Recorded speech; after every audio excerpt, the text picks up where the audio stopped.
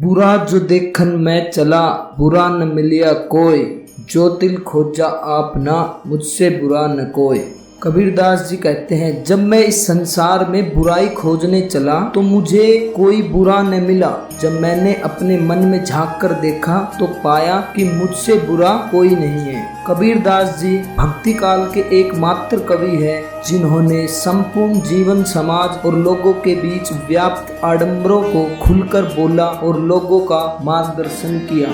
उनके कहने का भाव ये है कि दूसरों को बुरा वह कहे जो स्वयं भला हो। जो स्वयं भला है वह किसी को क्यों बुरा कहने लगा। याद रखिए, बुराई खोजने से भलाई थोड़े ही हाथ लगेगी। दूसरों में बुराई खोजने से उसकी आत्मा में पाप का उदय होगा, हृदय में ईर्ष्या जगेगी, मन में अभिमान उठेगा। दूसरों को नीचा दिखाकर स्वयं श्रेष्ठ बनने की दुर्भावना उत्पन्न होगी। परिणाम स्वरूप वह निंदा करेगा, चुगली करेगा। इससे एक तो उसकी जिह्वा मतलब की जीभ अपवित्र होगी, दूसरे सुनने वालों की दृष्टि में भी वह गिर जाएगा। कोई कहेगा आज यह उसकी निंदा कर रहा है, कल हमारी भी करेगा। कोई कहेगा दिया तले अंधेरा है।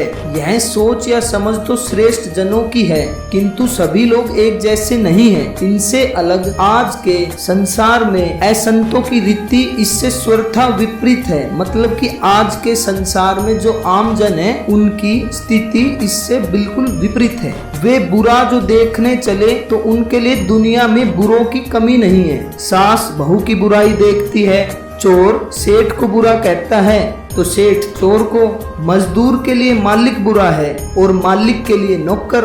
मकान मालिक से पूछो तो कहेगा किराएदार सबसे बुरा है, और किराएदार से सुनो तो कहता है मकान मालिक से बुरा कोई है ही नहीं। स्त्रियों का तो प्राय मनोरंजन ही है, दूसरों में मीन मेख निकालना। दृष्टि उनकी बहुत पैनी होती है, पड़ोसन के तिल के बराबर दोष को भी देख लेंगी, पर अपने ताड़ के बराबर दोष भी उन्हें दिखाई नहीं देते। वैसे इस कार्य में अब पुरुष भी पीछे नहीं है, उनका आचरण भी इस मामले में महिलाओं जैसा ही हो गया है। दफ्तर के दो चार बाबू जहां भी मिल बैठे तो हो ही नहीं सकता कि वे अपने साहब की आलोचना न करें। चाय के समय उनकी दोष बुद्धि विशेष रूप से उग्र हो जाती है। चपरासियों से लेकर उनके सेक्शन अफसर, निदेशक, मंत्री, यहाँ तक कि सरकार और विदेशी राष्ट्रों के शासक भी उनके कटु आपेक्षों से नहीं बच सकते। अफसरों की कानाफूसी भी कभी छिपकर सुनिए, प्राय यही सुनने को मिलेगा, ये क्लर्क तो मुफ्त की खाते हैं, मानो सरकार के जमाई हो।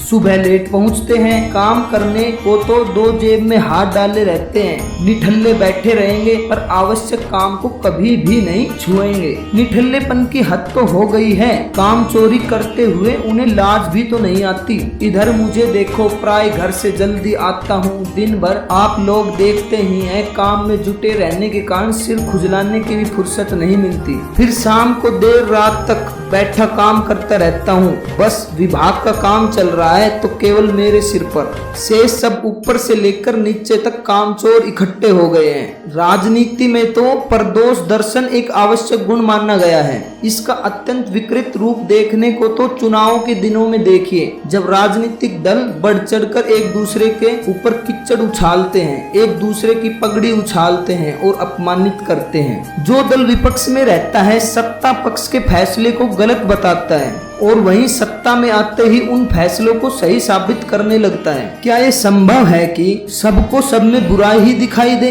यह कैसे संभव है कि भगवान की सारी सृष्टि में ही दोष भरे हो और निर्दोष केवल दोष दृष्टा महोदय ही हो? माना कि दोष को दोष कहना बुरा नहीं, लेकिन ऐसा करते समय हमारा दृष्टिकोण रचनात्मक होना चाहिए। यदि हम लोगों के दोष दूर करने के लिए ऐसा करते हैं तो हमें दोषों के साथ उनके गुण भी देखने चाहिए। इसी का नाम आलोचना है। यदि किसी को उसके दोष सद्भावना से गिनवाने हो तो यह मान जाएगा और अपना सुधार करने का मन करेगा, अन्यथा यह चिढ़ेगा और लड़ेगा। पर उपदेश कुशल बहुतेरे ऐसे लोग बहुत कम होते हैं जो प्रतिदिन सोने से पहले अपनी दिनचर्या का विश्लेषण करते हैं कि आज मुझसे कौन कौन सी भूल हुई। अपने भूलों को डायरी में लिखते हैं, उनका विश्लेषण करते हैं और प्रायश्चित करते हैं। आप भी इस बात से पूर्ण रूप से सहमत होंगे कि इंसान अगर स्वयं की कमियां जान ले तो दूसरों के प्रति उसका व्यवहार सही रहेगा। अगर इसके बाद भी उसे सब में बुराइयां या कमियां दिखती है तो उसने अपने अंदर अवगुण को नहीं पहचाना है। वह अवगुण है ईर्ष्या और अहंकार। मेरा मानना है कि प्रतिदिन अपनी भूलों पर विचार करने वाले ही अनुभव करते हैं कि जो दिल खोजा आपना मुझसे बुरा न कोई। इस दोहे का हम आज के संसार में इससे अच्छा विवरण नहीं देख सकते हैं। बुरा जो देखन मैं चला बुरा न मिलिया कोई, जो दिल खोजा आपना मुझसे बुरा न कोई। मतलब आप अपने मन को अंदर तक भांप लेंगे तो आपको यही महसूस होगा कि इस संसार में मुझसे बुरा कोई नहीं है।